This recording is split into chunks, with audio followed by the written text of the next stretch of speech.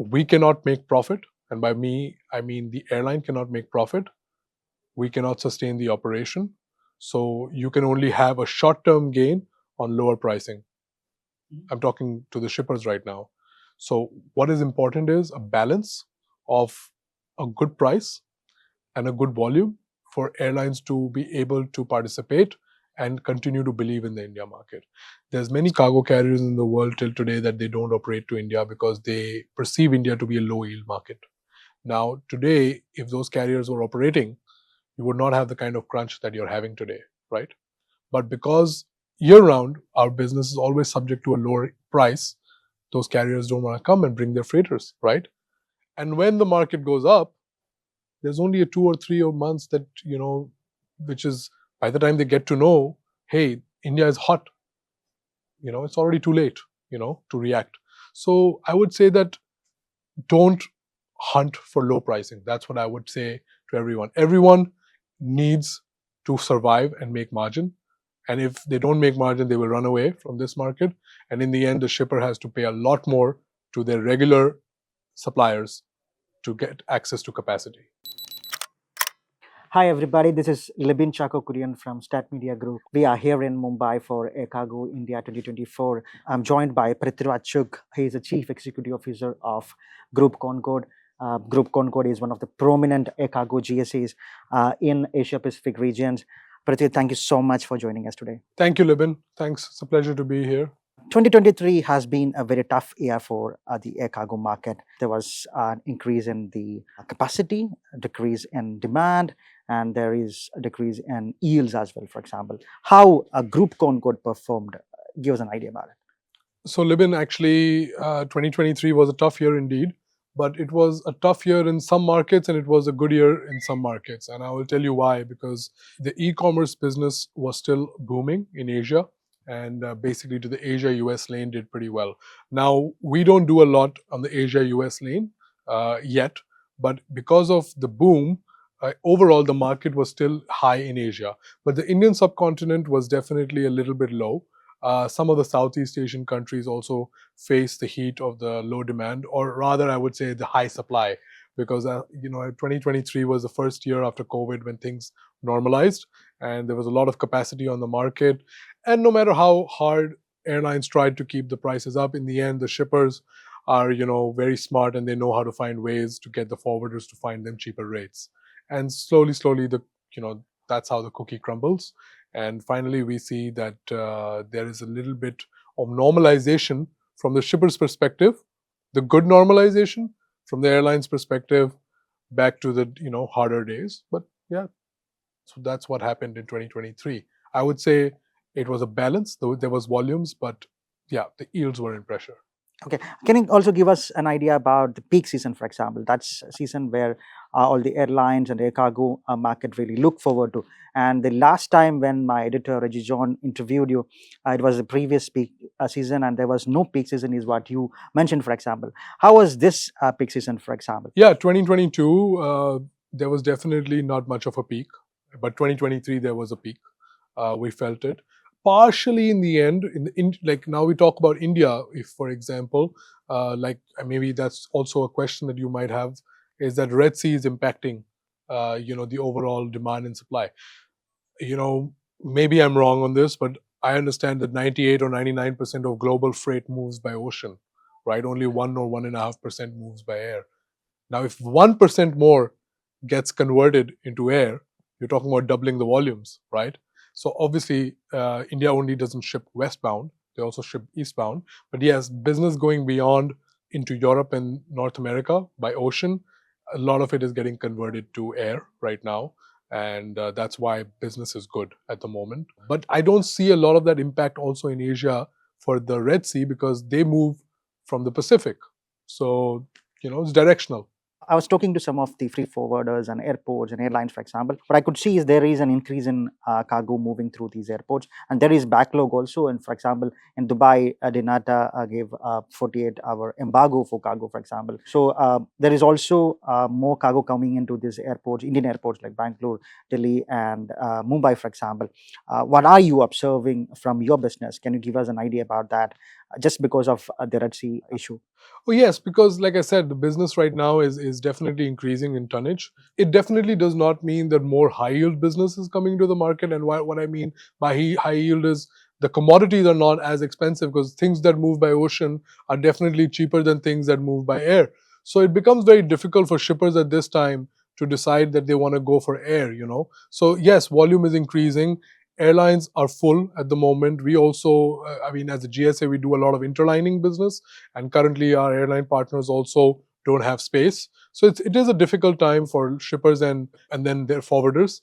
As an airline, where we have capacity, we're good. Where we don't have capacity and we work with interline partners, we also face the heat. But overall, yes, I would say airlines in 23 had a tough year because of yields, but this is a good year for them to recover their yields. So it's nice. Right? It's also important, and it's a pendulum. It's amazing because last year, airlines had a tough time because the yields were just going south and south, and now they're going north and north. I wish there was a way to just balance it, but it will never happen, right? Demand and supply controls everything, right? Can you also give us an idea about how you prepare for such uncertain times? For example, as a GSA business, for example, you have clients, airlines, for example, on one side, and on the other side, you also have the customers, the shippers, for example. How balance that business, for example, and you prepare for an uncertain time? To prepare as a GSA is very difficult because, let's be honest, not all airlines that we work with have freighters, right? The one that have freighters, yes, we can ask them, send us more frequency, give us charter options, give us ad hocs.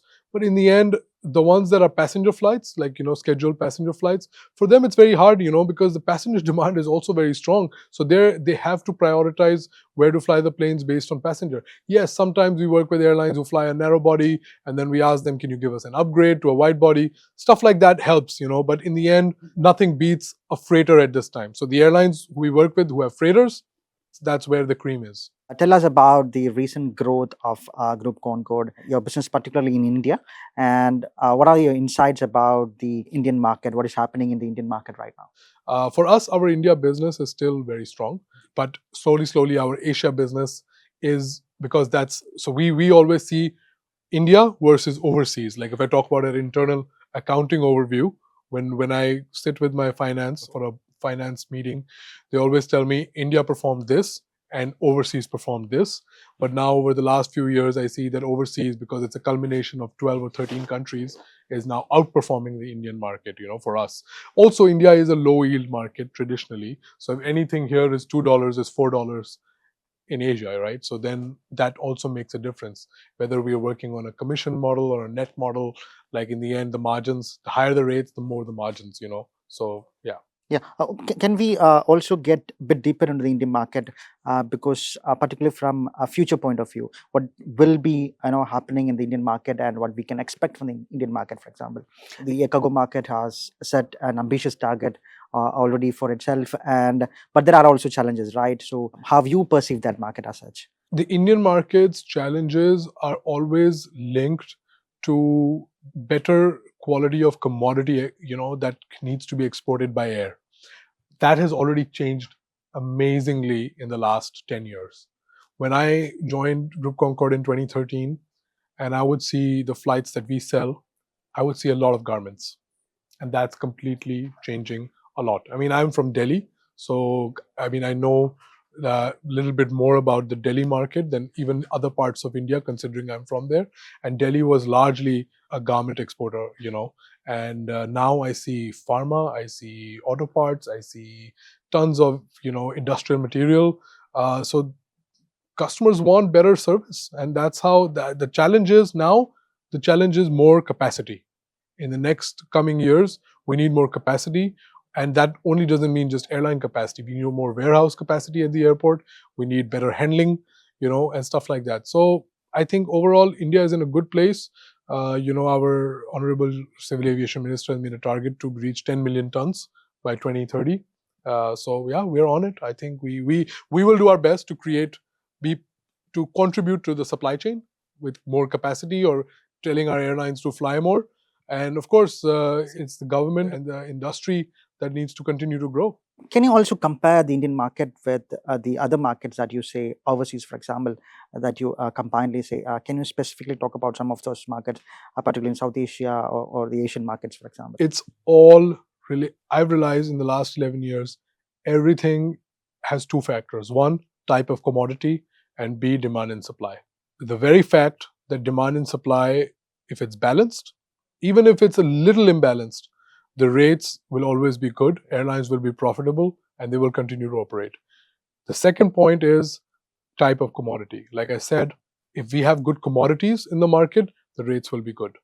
Like, for example, I will tell you, in the Philippines, if you have the Dyson business, which is one of the largest, brands in the world, you're good. You can make money on Dyson, for example, like it's a very high tech commodity, right? So the shipper is concerned about the quality of service, but that's it. But if you look at it in India today, there will be tons of brands. Apple is here, Samsung is here. I mean, these are just two. There's so many other big brands. Pharmaceutical brands are here. So I see India is going to be like, I hope the largest in Asia in the next 10 years.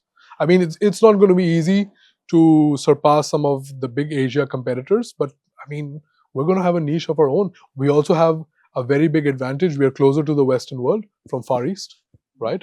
So that also logistically makes us a better place to supply. At the beginning of this conversation, you mentioned e-commerce as an important vertical, which is growing and putting in more, cargo coming in because of that. Can you give me an idea about which are the verticals that are really growing for you as such in your business, and how much e-commerce is contributing to that, and how much you expect e-commerce to be your future, for example, and how we are preparing for it? Different airlines, we do different products. I would say, if I talk specifically for India, we still do a lot of auto parts. We still do a lot of pharma, temp, active and passive both. We still have to do garments. We can't ignore them. That's still an important, commodity. And then there is some e-commerce, but it's not so much for us. We see the boom on certain carriers, but we're not really doing a lot of e-commerce. And also, a lot of e-commerce is not exactly, available for all. It's depending on destination and quality of service and frequency and all those things. So my carriers are right now more focused on pharma and auto. Okay. While talking about the Indian market, you mentioned a few things like how we should prepare. For example, you mentioned that there are new industrial products coming in, for example, and we should be creating more capacity, not just the airline, but also the warehouse capacity. What is your message for the Indian air cargo fraternity as such moving forward? I think let's help each other be neutral and fair and transparent. At the end of the day, I can only talk from airline's perspective because I'm a representative of an airline. I feel like an airline. I think and talk like an airline. So I'll tell from my perspective, we cannot make profit. And by me, I mean the airline cannot make profit. We cannot sustain the operation. So you can only have a short-term gain on lower pricing. I'm talking to the shippers right now. So what is important is a balance of a good price and a good volume for airlines to be able to participate and continue to believe in the India market. There's many cargo carriers in the world till today that they don't operate to India because they perceive India to be a low yield market. Now, today, if those carriers were operating, you would not have the kind of crunch that you're having today, right? But because year round, our business is always subject to a lower price, those carriers don't want to come and bring their freighters, right? And when the market goes up, there's only a 2 or 3 months that, which is by the time they get to know, hey, India is hot, it's already too late, to react. So I would say that don't hunt for low pricing. That's what I would say to everyone. Everyone needs to survive and make margin. And if they don't make margin, they will run away from this market. And in the end, the shipper has to pay a lot more to their regular suppliers to get access to capacity. One final question about the GSA business as such. What I see in the market is like whenever I talk to a GSA, for example, what they would recommend is that we are not just a GSA, we are something, we give more value additions, for example. I can also see that in your marketing material saying that we are not just sales. So can you give me an idea about how your business, how you try to help your airline clients, or a value addition, for example? I think from our perspective, it's very simple. We just, like you said, don't do sales. We do operations at the airport. We are a Bureau of Civil Aviation Security cleared company. So we can issue our own ramp passes to be at the airport, supervise operation, absolutely, which is the legal and the right way to do things.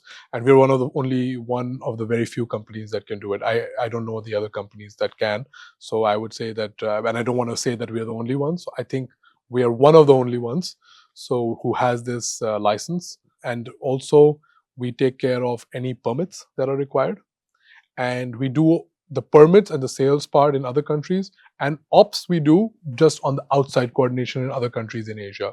But in India we have, because also this is our home market, we have the BCAS security clearance. Prithvi, thank you so much for joining us today. Thank you, Libin, and it's a pleasure to be here. And I really wish the Indian air cargo industry continues to grow the way it is. And thank you, and please give the message to the world, that India is here and we're here to grow.